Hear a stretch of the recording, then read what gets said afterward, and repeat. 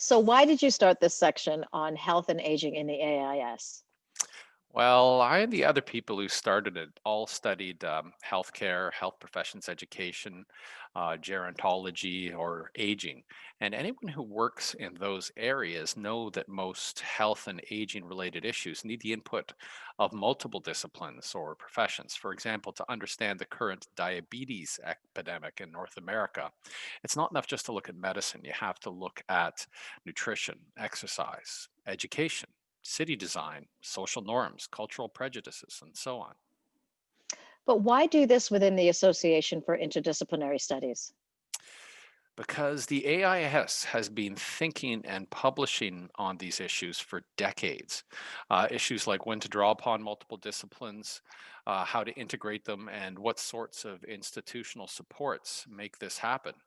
In my experience, the AIS offers the best and most practically useful thinking on that sort of stuff. And they can direct you to lots of online resources and international connections. So I joined. I hear a lot about interdisciplinary and interprofessional initiatives at universities. Does that mean that they are already linked to the AIS? Sadly, no.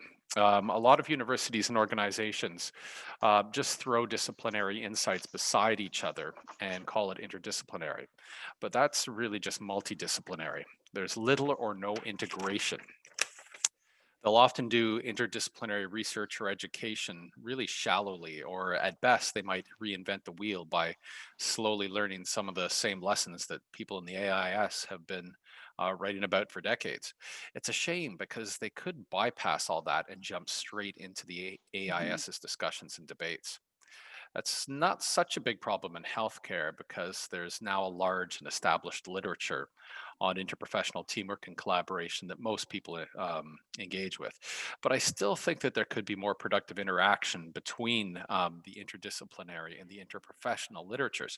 For example, both are thinking about how to integrate non academic and non professional stakeholders like patients, family members, members of marginalized communities, how to integrate their input into the decisions they make. As a health professions educator myself, I would want to draw on both these literatures. To sum it up, I would say that the AIS is about helping people with different perspectives to think and work together productively. Diversity is a strength, not a weakness. Our group does that in the area of health and aging. Please join us if that interests you. Okay, I think that's a wrap. Okay, so how was it? How did it go? Oh, you did great, honey. Hmm.